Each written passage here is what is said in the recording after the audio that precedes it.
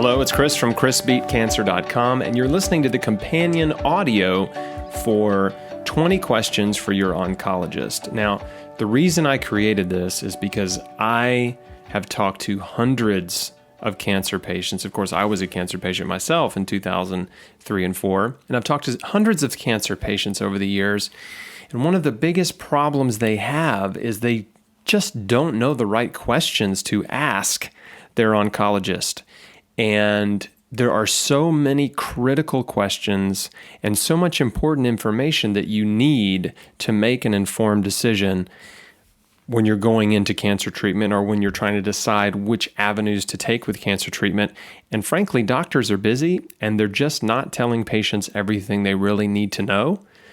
They're glossing over a lot of important stuff. And so I created this to serve a need in the cancer community because patients have no idea what they're getting into and they don't know the right questions to ask. And if you ask the right questions, you will get some very interesting answers that will profoundly affect the decision and decisions that you make going forward. But if you ask the wrong questions or don't ask enough questions, then you could make the wrong decision. So let's get started. Now, I titled this 20 Questions for Your Oncologist.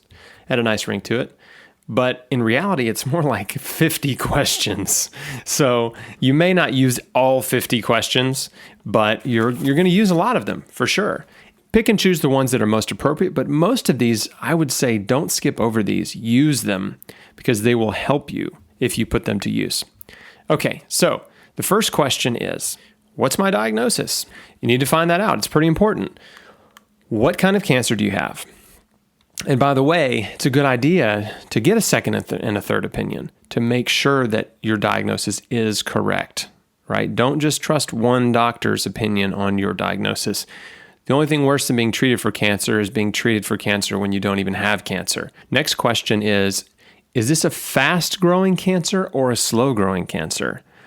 How long has this been growing in my body? Now, this is important because if it's a slow-growing cancer, you may have a lot more time than you realize. This will deflate and appease the sense of urgency that maybe your doctor or whoever may be trying to impose on you to do something immediately. So if you have a slow-growing cancer, it's been growing in your body for 5 or 10 years or maybe longer, guess what? You probably have more time. You need to know how much time you really have in the sense of, is this fast-growing or slow-growing? The next question is, what do you think caused my cancer? This is a really good question to ask your doctor because it's always interesting to hear what doctors say when they ask this question. And the follow-up to it is, do you think an unhealthy diet or pollution or stress have anything to do with this? And you'd be surprised how many doctors say, no, it's not your diet. No, stress doesn't have anything. No, it's just, you're just unlucky, which we know luck is not a factor in cancer development. Luck is not a factor in health. It's not a scientific principle at all and has no place in this discussion. So let me give you a little background here because the U.S. has very different cancer rates than many other parts of the world. For example, Mexico, Nicaragua, Guatemala, Honduras, Haiti have half the overall cancer rate of the U.S. They're doing something differently down there. There are 34 African nations with a third of the overall cancer rates of the United States. Niger has a fifth of the overall cancer rate of the United States. If you look at the Middle East, Iraq, Iran, Kuwait, Pakistan, Afghanistan, Tajikistan, Bangladesh, Thailand, Indonesia, the United Arab Emirates, Saudi Arabia, Yemen, Oman, India, Nepal, Bhutan, Uzbekistan, Sri Lanka, and Maldives also have a third of the overall cancer rates of the United States. Colon cancer rates in sub-Saharan Africa are 50 times lower than they are in the United States. These countries eat a very different diet and live different lifestyles than the people in Western nations, in industrialized nations like the United States, Canada, Europe, and Australia. So we have a lot of scientific evidence that our diet and lifestyle are major factors. Environmental pollution as well, and stress, and I'll get to those things. It's now estimated that 70% of premature deaths in the United States are attributed to 3 factors: poor nutrition, lack of physical activity, and tobacco use. The number 1 cause of cancer is smoking. That's tobacco. The number 2 cause of cancer from the National Institutes of Health, the NCI, the National Cancer Institute. The number 2 cause of cancer is obesity. Obesity is caused by your diet and lifestyle. So if you eat a lot of high-calorie junk food and man-made food and processed food and sugary drinks, tons of meat and dairy, you are contributing to weight gain and being overweight and eventually obese. If you have a lack of physical activity, you are also contributing to weight gain. You're not burning enough calories every day. You're eating more calories than your body is using for energy, and it will store those calories as fat. So that's nutrition and lack of physical activity right there, contributing to obesity, which is the number 2 cause of cancer. So we know this. It should be noted that before death comes years of suffering from disease and disability from the leading causes of death. So the leading causes of death is cardiovascular disease is number 1. That's heart attacks and strokes. Cancer is number 2. The medical industry knows it. The scientific community knows it. But for some reason, oncologists don't think it matters. They don't think it's a factor. So that question is super important because if your oncologist acknowledges these things, and by the way, don't go in there and try to give them a lecture. Everything I told you, just keep it to yourself. You feel free to Google and research and verify what I'm telling you. But the point is not to go in and try to lecture your doctor and prove them wrong and show them a statistic or whatever. The point of this is to see what they know and what they tell you. So if they start talking about diet and lifestyle and are passionate about the fact that it is a cause of cancer and stress is a factor, then you know you've got someone that is really in tune and really cares about prevention and getting to the root causes. If you have a doctor that just blows all that off and just says, oh, we don't know what caused it, it's stress, it's genetics, probably genetics, or, just unlucky, then that's a doctor you might think twice about working with. Some other causes of cancer: environmental pollution, chemicals, pesticides are sprayed on our food. There's 80,000 chemicals used in our environment, in our world today, that are registered with the EPA in cosmetics, prescription drugs, household cleaners, lawn care, agriculture. These chemicals are in nearly every product you buy. They're in your makeup, they're in plastics, they're in paint, stains, varnishes, fabric dyes. They're flame retardants used in your mattress, nonstick coatings on your cookware, and food additives. And only about 7% of these chemicals have full safety test data available. About 43% of them have no safety testing data at all. We're living in a culture where 2,000 to 3,000 new chemicals are patented and registered every year. Lung cancer is the number 1 cause of cancer death. Of course, cigarette smoking contributes to lung cancer, but radon gas causes 16% of lung cancers. That's more than 1 out of every 10 lung cancers is attributed to radon gas. You should test your house for radon gas. Night shift work is another contributor, working the night shift. So we have all these known causes, and I don't want to go on and on and on about all the known causes because I'll cover that in the Square One series. But you need to come into the appointment with your doctors armed with a little bit of background and perspective, and that's the point of what I'm doing right now for you. Next question. What treatment do you recommend? What do you think I need to do, doc? How are we going to treat this?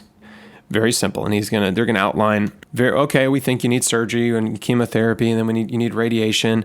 And you want to take really good notes, right? Take a notepad, write down everything that we're talking about here. And it's very important that you record this conversation because you'll want to go back and reference it. You don't need the doctor's permission to record a conversation that you're a part of. But if you want to ask for their permission, go ahead and just say, hey, this is just a whirlwind, crazy time for me. Do you mind if I record this? Just so I don't forget anything. And the doctors are going to say, oh, yeah, sure, it's fine, or whatever. They're going to recommend some treatments. And then you want to really drill in to the specifics of the treatment. So the next question is going to be, what are the drugs you're going to treat me with? and they're going to list out a number of drugs. Next question. Are there any other drugs that I might have to take during the course of treatment? Now, this is important because they may not list the full list of drugs you may have to take, because if you have side effects and problems from taking, let's just say, 5-FU, there are other drugs they're going to prescribe you for some side effects of 5-FU. So it's a good idea to go ahead and ask what other drugs might be involved. You want a complete list of the drugs that you're going to start with and the drugs that you may have to take. Next question. For each drug, and write down the drug names as they tell them to you. Ask them, what are the short-term side effects of 5-FU? And they will tell you. Okay, what are the long-term side effects? And let them tell you. And go down the list for each drug and let them tell you the side effects, short-term and long-term. See how much they tell you. Next question. Do any of these drugs have life-threatening side effects? This is important for obvious reasons.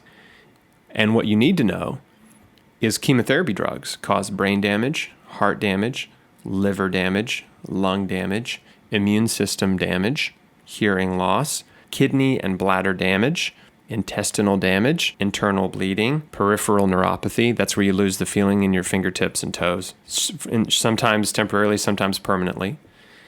And chemo drugs can cause new cancers to form in the body. Okay, so that's your background. If they're not talking about all those potential problems, they're leaving out some serious information. If all they're telling you is, well, you're going to be nauseous, you're going to lose your appetite, you're going to lose your hair, you're just going to be sick and you're going to feel bad and food's not going to taste very good.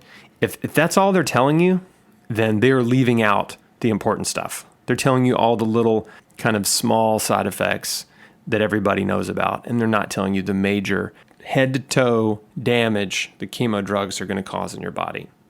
In 2015, a report came out that said nearly 1 in 5 new cancer cases are secondary cancers. 1 in 5, okay? That's 20% of new cancer cases are secondary cancers.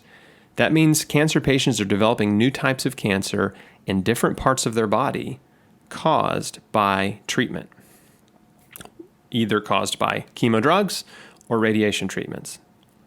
Since 1970, the amount of secondary cancers has increased by 300%. And secondary cancers, they can come quickly within the first, few months, few years of treatment, or they can come decades later.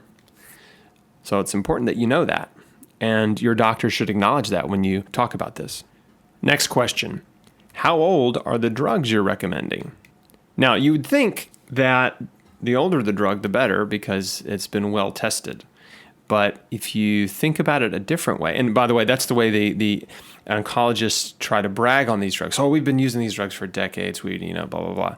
But the truth is, the top 10 most prescribed standard chemo drugs are between 20 and 60 years old. Methotrexate was developed in the 50s. So was fluorouracil, that's 5-FU. So was cyclophosphamide. Doxorubicin was developed in the 1960s. Cisplatin, 1978. Gemcitabine, 1980s. Etoposide, if I'm pronouncing it right, 1983. Chlorambucil, 1984, or maybe earlier. Docetaxel, 92. And paclitaxel, also in 92. Does that give you a whole lot of confidence in what they're doing? That the fact is they're using drugs that are 20, 30, 40, 50, 60 years old? The cancer industry is constantly bragging about, new life-saving treatments, and yet they're still using drugs that are decades old. Next question. Is this treatment palliative or curative? Curative is sort of an obvious definition. It's intended to cure you. Palliative care has one of two objectives. Basically, they're either trying to extend your life or improve your quality of life. Those are the two explanations for palliative care. Now, extend your life might only mean a few extra weeks, a few extra months, okay? And those are extra weeks and months being sick and poisoned with chemo, typically. Improving your quality of life, well, we know that's not the case. Your quality of life is not going to be better being sick and poisoned with chemotherapy. But the amazing thing about this question and the reasoning behind this question is that there was a recent study, and they found that 2/3 of cancer patients in this survey did not know whether or not they were getting curative or palliative treatments. 2/3 of them didn't know. They thought they were getting curative treatments, and their doctors knew there's no way this treatment's going to cure you. You need to know the difference and make sure you ask that question. If they say it's curative, okay, you want to ask them, well, what's the recurrence rate after this treatment? And they're going to give you a statistic, and then you ask them, where does that statistic come from? If they say, well, this is palliative, then your best question is, what's the point? Like, what's the point in doing this if it's not going to cure me? Okay, now they're going to answer, well, we think it could extend your quality of life or something, or extend your life or improve your quality of life. From there, you can make a decision as to whether or not you think that's true. I can tell you from personal experience and many people I've talked to and the friends and loved ones of cancer patients that I've talked with, many people, that those treatments, they would say, did not improve their quality of life, and whether they extended their life or not, it's very hard to measure that, almost impossible. I've heard many stories from cancer patients, families who they were told, with this treatment, you should live another year, and they die in 6 months or whatever. So didn't extend their life. And they were sick and miserable the whole time. And it may have hastened their death. Some additional questions along these lines would be, how much time do you think I have to live if I do this treatment? You may not want to know. You really need to know yourself before you ask this question, because you don't want them to put a hex on you and say, well, you've got 6 months to live. And then you just can't get that figure out of your mind, and you start to believe it. And that can be very depressing. So you may not want to know how much time they think you have to live, okay? But if you're comfortable knowing their opinion, and that's all it is, remember, no person can put an expiration date on your life. But if you're comfortable knowing, then ask them, how much time do you think I have to live if I do this treatment? And they're going to give you some kind of answer, and then you ask them, how much time do you think I have to live if I do nothing? They're going to give you another answer, right? So they might say, well, if you do the treatment, should maybe hopefully live another year. Let's just use that as an example. And if you don't do treatment, you may only live 6 months or 9 months. So they're going to give you some kind of answer. Usually it's always going to be less. You're going to live less time if you don't do treatment. We know that's not the case. What is the 5-year disease-free survival rate for my specific diagnosis with your treatment protocol? Okay, this is really important that you word it that way. Not 5-year survival. 5-year survival just means cancer patients are alive. They could be on a life support. They could be knocking on heaven's door, about to die, but because their heart is beating at the 5-year mark, they're a successful 5-year survivor. That's not what you're interested in. You want to know 5-year disease-free survival for your specific diagnosis with their treatment protocol. When I went and saw the doctor, he actually just lied to me, just flat out lied. He said my 5-year survival was about 60% chance I would live 5 years. But I was stage 3C colon cancer as a young adult, and it was actually about 28% at best.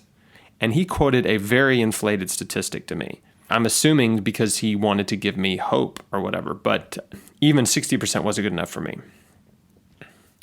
Next question. What is the 5-year disease-free survival rate for my specific cancer if I do nothing? What's the 5-year survival if I do the treatment? What's the 5-year survival if I do nothing? And the truth is, they don't like collecting data on patients who do nothing. In fact, there are very few studies on cancer patients who don't do some sort of treatment, because patients who don't do treatment typically don't come back, and they don't follow those people. Okay, so he probably will not have an answer to that question. You'll find out. But the cancer industry, they like to track patients that are doing some kind of treatment. They don't follow up with patients like me who did nothing. No one has followed up with me about that. Next question. How much does chemotherapy contribute to 5-year survival for my type of cancer? Now, I'm going to give you a link to a study that came out in 2004 in the Journal of Clinical Oncology that looked at 22 different cancers. And the analysis of the study was seeing what chemotherapy contributed, how much it contributed to 5-year survival. And the overall average was 2.1%. You may have seen that statistic bandied around the internet. Again, that's lumping all cancers together, and which isn't fair, okay? The truth is, for some of those cancers, chemotherapy contributed 0% to 5-year survival. It means it didn't matter, it didn't help. Now, others, it did better. So, like, for example, some lymphomas, childhood leukemia, testicular cancer, the 10-year survival is up around 90% with chemotherapy treatments. Those are the cancers that chemotherapy has made the most progress and is the most effective for. But you need to look at your specific cancer, hopefully it's included in this study, and see how much chemotherapy contributed. Now, you might be thinking, or your doctor might even say, if you bring up this study, I don't recommend you do it. Again, you're just going to argue with someone that's not interested in they don't think you know anything and that you're capable of learning anything, and they think they're the expert. So you don't have the open door to teach them anything, typically. But you might think, well, but that study's 10 years old, 11 years old. May I remind you, the 10 most popular cancer drugs they're using are between 20 and 60 years old. So I would say that study is still relevant because they're still using almost all those same drugs. In fact, they are. What about 10-year survival, right? How much does chemotherapy contribute to 10-year survival for my cancer? Do you have a statistic for that? And they probably do. You want to know what it is because it may be very different. Oncologists typically just like to tell you the good news. They want to give you as much hope as possible. They don't want to tell you the scary truth.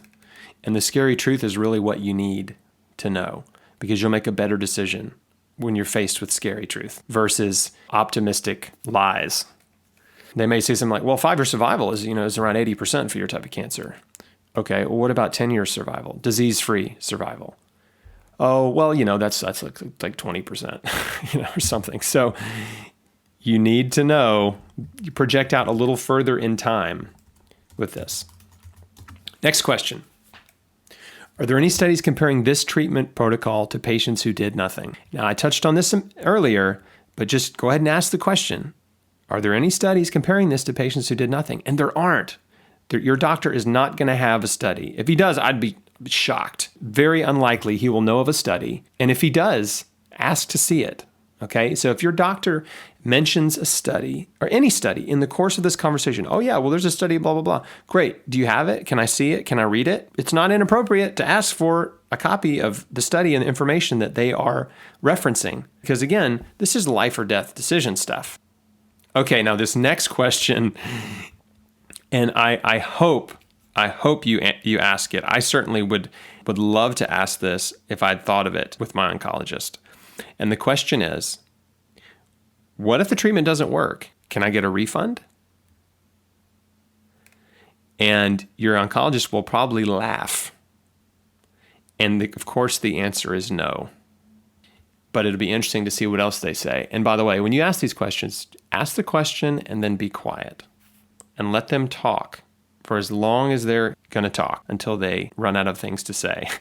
So don't make it easy on them. This is a really tough situation, and you need to be tough on your doctor because this person is holding your life in their hands, and they better be serious about your treatment. They better know their stuff, and they better be honest with you. Next question. May I have copies of the material safety data sheets on all the drugs I'll be taking? I'd like to take them home with me today if possible.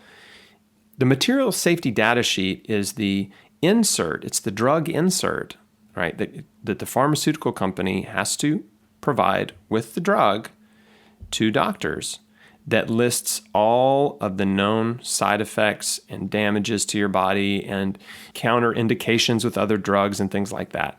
You have every right to get copies of these, and you should ask for them and make sure you don't leave until you get copies of the material safety data sheets on these drugs. And by the way, you can Google these too. This is the tough series of questions, okay? Have you ever taken any of these drugs to understand what they're like? Have you ever taken any of these? Just kind of act like a dummy. Don't come in there trying to act like a smarty. I mean, you're coming armed with tons of questions, which is awesome. But don't try to act like a super smart person. Just be like, have you ever taken any of these drugs? Just to see what they're like? Just be quiet and let them answer. Of course they're going to say no. Next question. Would you do this treatment if you had the same diagnosis as me? Followed by silence. Or you can follow it up with, would you just try to make the most of the time you have left? Would you do this treatment, or would you just try to enjoy the rest of your life? What would you do if you were me? Phrase those or arrange them any way you feel appropriate, but you get the gist of what we're doing here. Now, it's good to find out if your physician is married and or has children. If you're small talking, or at this point you could even say, are you married? Do you have any children? Yes. If your wife had the cancer I have, would you give them this treatment? Watch their eyes and their body language. If they change positions, if they cross their arms, if they start to fidget, if they look away, if they blink nervously, if they do that thing where when they're talking to you, they're talking to you with their eyes closed, they may be lying. They're obviously very uncomfortable with that question. And then you ask them the question again. What if it was your child?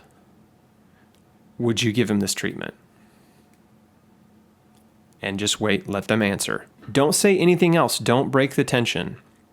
It's very important. The tension will reveal things in the conversation. If you make it easy on them, it won't. And you see what we're doing here. We ask them, what would you do if you were me? What if it was your wife? What if it was your child? All three. Is it true that chemotherapy drugs can make cancer more aggressive?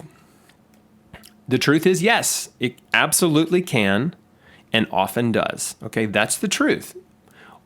They should acknowledge that. They should be acknowledging that. Yes, that can happen, and let them talk. Be prepared. They're either going to be honest about this or they're going to try to blow it off, deflect, change the subject. Next question, does chemotherapy kill cancer stem cells? A lot of times it doesn't. That's one of the big problems with chemotherapy is chemotherapy will shrink a tumor and it'll kill a lot of cells in the tumor and the tumor shrinks, but it doesn't kill the stem cells. And the stem cells are the ones that survive and cause the tumor to start growing again after chemo is finished, or they cause new tumors to start growing in different parts of your body. So he should say chemotherapy does not always kill cancer stem cells. Or he may say no, it doesn't. Or he may say yes. And if he says yes and that's all he says, then he's only telling you half the truth. Follow that up with, I read that chemotherapy drugs are carcinogenic. Can this treatment cause more cancers in my body? The truth of this is yes. Many chemotherapy drugs are carcinogenic. They're known carcinogens and listed by the U.S. National Toxicology Board or program as known carcinogens. So your doctor should say, yes, it could cause more cancers in the body. Again, they may try to downplay it, say, but only in a few, very small percentage. Well, what if you're that percentage? Statistics coming out of the pharmaceutical industry are highly suspect because we know that there's a huge profit incentive. So they really want to downplay anything that is negative and would dissuade people from taking those drugs. So the drug reps are giving information to the oncologists that paints the drug in the best light possible. And they're giving them statistics that they feed back to you, which also support the drug company's ultimate goal, which is to get you to say yes to chemo. So you have to keep that in mind the whole time. It's not that your doctor's a bad person, although we've seen a few doctors that were falsely diagnosing cancer patients with cancer in order to treat them with chemo and made huge amounts of money. We've seen that in recent years. If you don't know who I'm talking about, one of them is Dr. Farid Fatah, F-A-T-A, and he was in Detroit. So you Google his name, F-A-H-R-I-D, F-A-T-A. Terrible person. But most oncologists are not terrible people. But they're getting a lot of their information, most of their information about the drugs they're prescribing are coming directly from the drug manufacturers. So they're repeating to you what the drug manufacturers are telling them. And that's not good. Next question. Do cancer cells eventually become resistant to chemotherapy?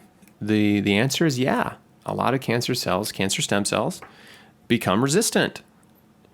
And this is why cancer patients, why oncologists have to switch up drugs. They have to change chemo drugs because drug number one worked for a period of time and it shrunk the tumor a certain percentage, and that's all. It shrunk it by 50% or 60%, but that's all. It wouldn't shrink it anymore. Then they have to change drugs.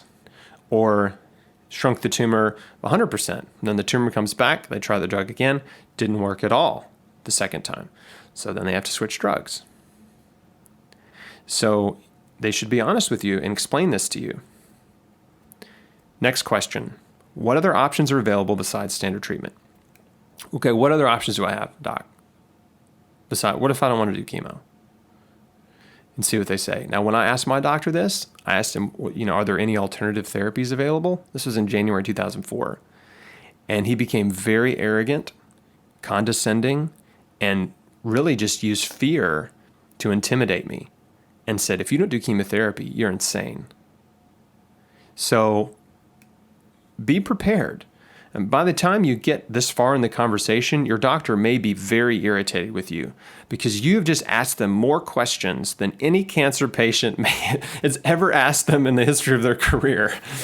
So they can thank me for that. But seriously, yeah, if they've been nice the whole time, they might change their tune when you start asking them about alternative therapies. Okay, now the next series of questions is about diet-related questions. Here we go. First one. What do you recommend I eat while I'm doing chemotherapy? What should I eat? See what they say, right? A lot of doctors tell their patients to go home and eat whatever they want. Just make sure you get enough calories. Drink Ensure, eat ice cream, drink milkshakes, whatever. If you want to get more specific and have a little more fun with this, then ask them specific junk foods and see what they say. Like, can I have ice cream? Yeah, you can have ice cream. Can I have pizza? Yep. Is it okay if I still drink Coke? Oh yeah, sure. Are there any fast food places that I shouldn't eat? You can really go on and on and on with this. And frankly, the more you do, the better recording you're going to have to share with other people, because most people don't believe that doctors would tell cancer patients that it's okay to eat ice cream and donuts and fast food and junk food, but they are, and they're telling patients this constantly. Okay, if you have one that says don't eat that stuff, that's actually a wonderful person, great doctor who actually, may be researching and reading and trying to learn about nutrition and very open to those things. Next question is, what's the best anti-cancer diet? What is the best diet for a cancer patient? What's the best anti-cancer diet? Right here, you're going to find out, does this person have any regard for nutrition or not? Next question, are there any foods I should avoid? I know these questions seem a little bit repetitive and a little bit redundant, but when you ask the same question in 3 different ways, you'll draw out a much more complete answer. So I recommend you do this. Don't just ask one, ask all 3. And then the last one is, so I was thinking about maybe converting to a plant-based diet. like eating a lot of raw fruits and vegetables and juicing. Is that okay? Would that be okay? See what they say. They may tell you can't do it. That's what my doctor told me. He said, no, you can't do a raw diet. It'll fight the chemo. That's what he said. Now, it's important that I explain why he said that. He said it because there's a very old idea about the neutropenic diet for cancer patients. And that basically, the neutropenic diet is a diet of all cooked food. All cooked. They're afraid that cancer patients might eat a raw apple or vegetable that has some bacteria on it, and that bacteria will cause a problem in their body because their immune system has been suppressed, destroyed, etc. by chemo. Seems like a valid concern, but there has actually been some recent research that has disproved that, and the neutropenic diet is not necessarily required. It's not necessarily mandatory for cancer patients, okay? So that's sort of an old idea that's not relevant now. Okay, the next series of questions are related to testing. There are some very, very powerful and informative tests you can have done as a cancer patient that can help you make good decisions. So one test you could ask them about is called the Oncostat Plus test. So have you ever heard of the Oncostat Plus test or the Oncostat test? It's also known as the Greek test. It's also known as the chemosensitivity test. Is that something you'll be ordering for me before we start treatment? Typically, they're going to say no. But this test, it's done in Greece. The company is RGCC, and it's a very comprehensive blood test. And what they do is they take your blood and they test it against a bunch of different chemotherapy drugs. They test it against a bunch of natural substances like vitamin C and Laetrile and things like that. And there's also genetic testing involved. So I think it should be mandatory for every cancer patient before they start treatment, because you need to know if these drugs are even going to work on your cancer, and you can find out before they poison your body with them.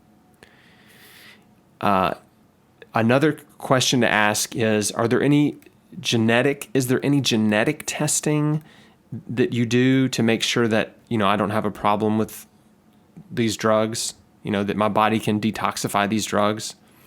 Now, what I'm getting at here is the chemotherapy drug 5-FU is severely toxic for people that have a specific enzyme deficiency. It's called the DPD enzyme deficiency. And if those people take 5-FU, it can kill them in a matter of weeks. I mean, it's severely toxic. They have a problem detoxifying their body, and so it just like builds up in their body and overloads them with toxicity and can kill them. I mean, it can be deadly. Google "know the risk of 5-FU chemotherapy" and their website will pop up. And this was a man whose wife had that DPD enzyme deficiency. They didn't know it, and 5-FU killed her. Now, there's a book that, if you really want to dig into all the different types of testing, whether it's early detection testing, chemosensitivity testing, all kinds of cancer detection and progress tests, there's a really fantastic reference guide, and it's called Cancer Free, Are You Sure?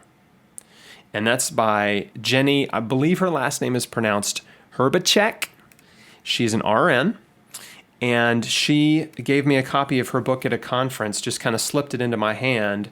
And when I got home, I took a look at it, and I was really impressed. She just did a ton of research, and it's just a great reference guide on all the different tests that are available to you as a cancer patient. You don't need them all, right? It's as you read through her book, each chapter outlines the different tests, what they do, how they might be helpful to you based on your situation. So find a copy of that book. It should be on Amazon. Cancer Free, Are You Sure? ? Next series of questions relates to references. Hey, doc, so how many patients do you treat per year? And how many do you see per day? And just find out. You may say, I treat 1,000 patients a year or something. And by the way, you're setting up for these next questions, so you want to ask this one first. So how many patients have you cured of my disease? Uh-oh, because he may have just been bragging about how many patients he treats. And now you're saying, how many of them have you cured? And you can follow this up with, I'm just really nervous about this, and I'd like to get some references. Can I speak to 5 patients with the same cancer as me that you've cured, that are cancer-free after 5 years? Is that possible?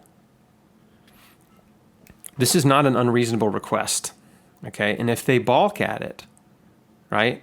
If they balk at it, just say, he said, I can't give out my patient's information.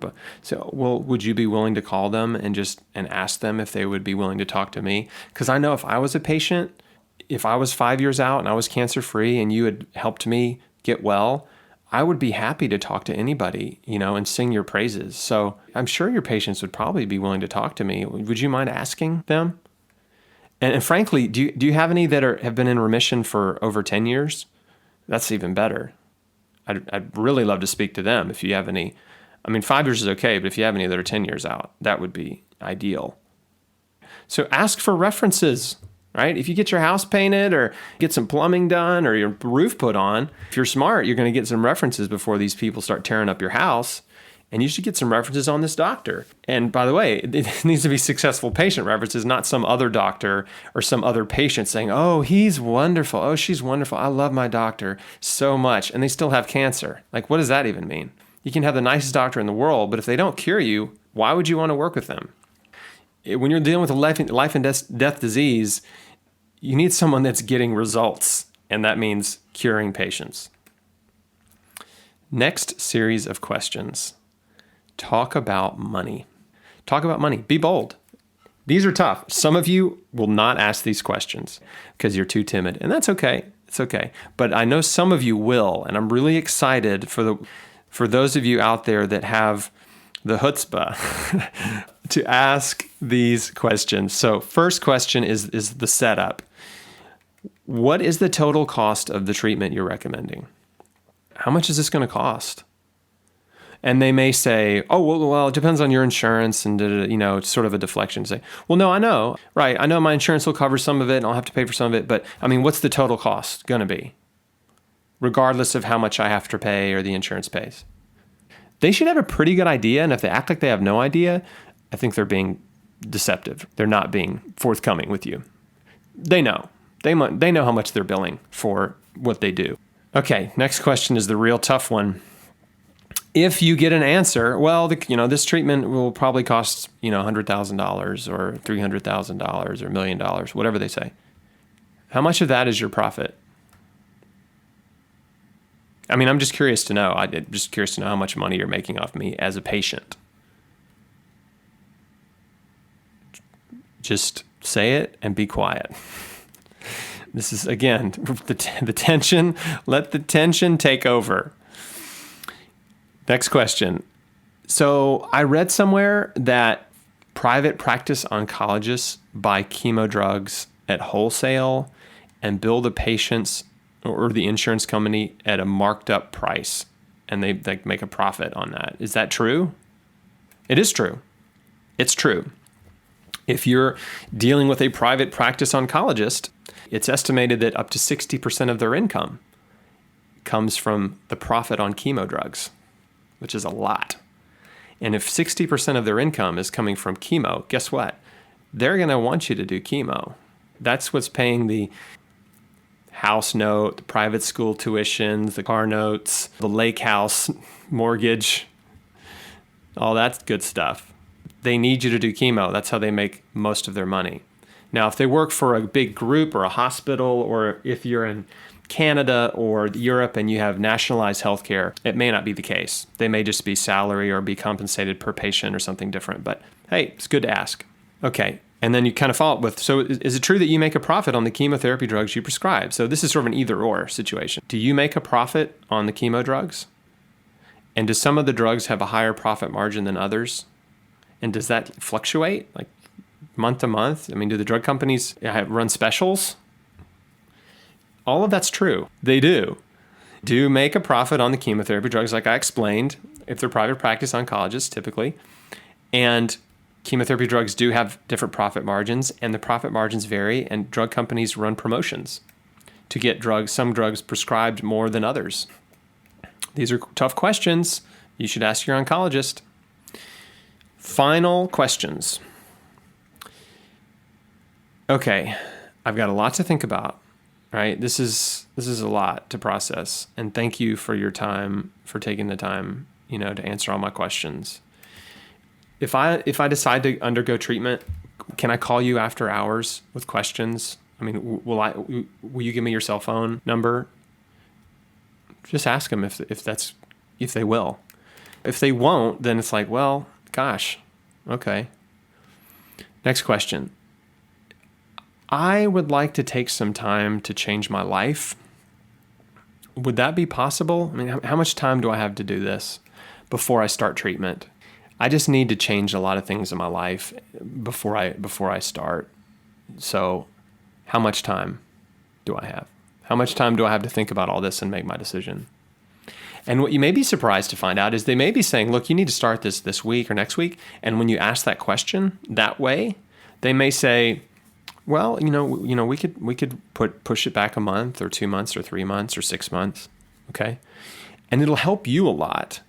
It'll help your state of mind to have their permission, right? If you have their permission to take some time, then you won't feel like you're going against your doctor's orders. Next question. Is it possible for the body to heal cancer? Can the body heal this? My body created it. Can my body heal it? I mean, I know it isn't healing it at the moment, but is it possible? It is possible. In the medical industry, they call it spontaneous remission. It's a well-documented phenomenon. There is a collection of something like 1,000 cases of spontaneous remission compiled in the Spontaneous Remission Project. And you can Google this. The reason they call it spontaneous remission is because they don't like to admit that the body healed it.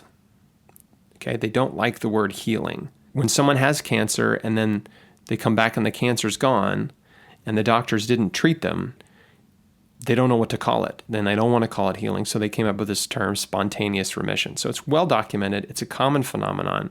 My friend Dr. Kelly Turner wrote a book about this called Radical Remission, which is a wonderful book, and I think you should read that. It'll be very interesting to see what your doctor says when you ask them that question. Don't lecture them on spontaneous remission and all this stuff. Don't turn this into you trying to prove your doctor wrong or argue or lecture. The main goal of all these questions is not to argue. You don't want to argue. All you want to do is play the reporter. Ask tough questions, tough, uncomfortable questions, and see what they say, to see if they're being honest with you or not. That is the goal of this. Last questions. If I decide not to do this, if I decide not to do treatment, and I just want to enjoy my time left on Earth and with my family and just, I feel good right now. So, I just want to feel good as long as possible. And if I start chemo next week, I'm going to feel terrible. I feel like I really don't think I'm ready to do that just yet. So, if I decide against chemo, will you still support me? Can I still come in and get blood tests and some scans along the way and just kind of monitor things? That's really important. If they turn into a jerk about this, then you need a new oncologist. Find someone else. And by the way, the new oncologist, you don't have to go through all these questions with them. You just go meet them and say, hey, I have cancer. Here's what I'm doing. I need somebody just to monitor my blood work and do my scans. Right? Will you do that for me? Last question. Can I get a copy of my medical records? I'd like to get copies of my medical records before I leave today. And also those material safety data sheets. Can I get all that before I leave? That's it. That's what you need to do. You need to walk out the door with that stuff. Go home and listen to the recording and play it for your family and friends and talk about it and think about it and pray about it. And at the end of this series of questions, like I said at the beginning, you will have more information than you can imagine. And I believe this series of questions will solidify in your mind if you're working with the right person or not. And solidify in your mind the best course of action to take. Maybe not all the specifics of the best course of action, but it should solidify in your mind whether or not conventional cancer treatment is right for you. And that's what I want to help you decide. And I look forward to your feedback. And I want to close with 3 John chapter 1, verse 2. Beloved, dear friend, I pray that you may prosper in good health, even as your soul prospers.